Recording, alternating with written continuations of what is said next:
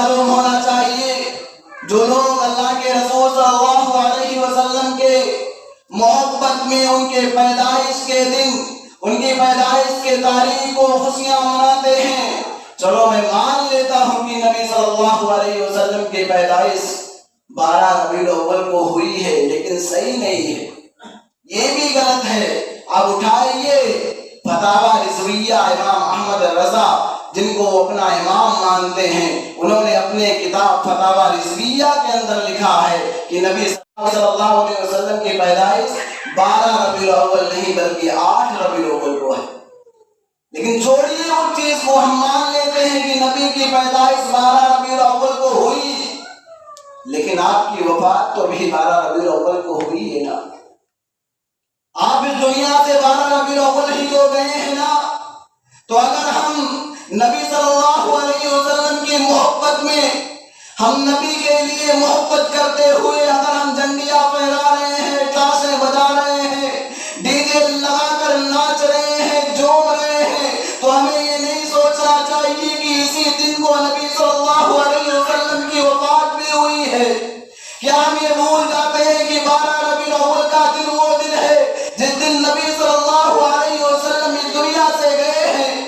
کیا ہم یہ بھول جاتے ہیں کہ 12 ربیع الاول کی تاریخ وہ تاریخ ہے جب حضرت فاطمہ زہرا رضی اللہ تعالیٰ عنہا کے آنکھوں سے آنسو جاری ہو گئے تھے؟ کیا ہمیں یہ معلوم نہیں ہونا چاہیے کہ حضرت فاطمہ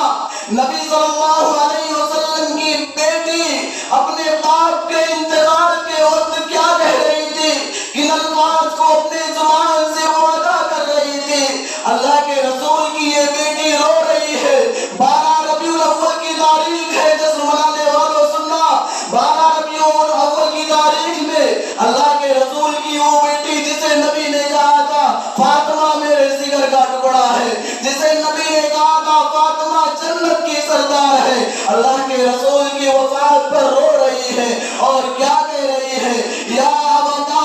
عجاب ربن دعا، اے ابو جان آپ تو ہمیں چھوڑ کر چلے گئے، اے ابو جان آپ کے رب نے آپ کو بلایا اور آپ ہمیں چھوڑ کر چلے گئے، یا ابتا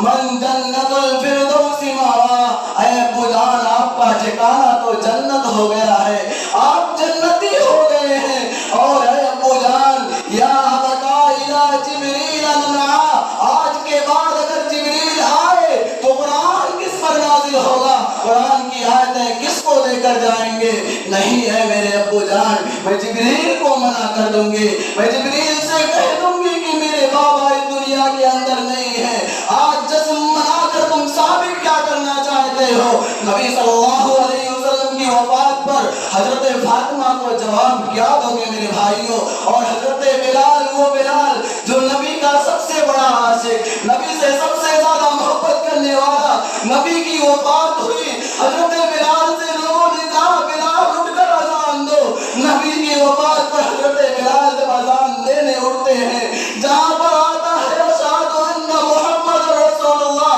بلال غسی کھا کر زمین پر گر پڑتے ہیں۔ آج تم اسی 12 ربیع الاول کو جشن منا رہے ہو، جھنڈیاں پھہرا رہے ہو، ڈی جے لگا رہے ہو، میرے بھائیو حضرت بلال سے بڑے عاشق تو نہیں ہو، نبی کی وفات پر اس قدر اس کے دل میں صدمہ پہنچا، بے ہوش ہو گیا، مدینہ کے لوگوں نے مدینہ سے نکال کر اسے شام پہنچایا، کہیں ایسا نہ ہو اسی حالت میں ان کی بھی وفات ہو جائے، یہ بھی اپنے جان کو کھو دے۔ تو میرے بھائیوں میں آپ سے یہی کہنا چاہتا ہوں کہ چلو ہم مان لیتے ہیں کہ 12 ربیع الاول کی تاریخ یہ تاریخ عید میلاد کی تاریخ ہے، لیکن ہم یہ بھی مانیں کہ 12 ربیع الاول کی تاریخ یہ وفات کی بھی تاریخ ہے، تو دونوں کو ملا کر ہمیں بیچ کا اور درمیانی راستہ اختیار کرنا چاہیے، ہمیں وہ راستہ اختیار کرنا چاہیے جو نبی کے بعد نبی کے صحابہ نے اختیار کیا، ہمیں وہ راستہ اختیار کرنا چاہیے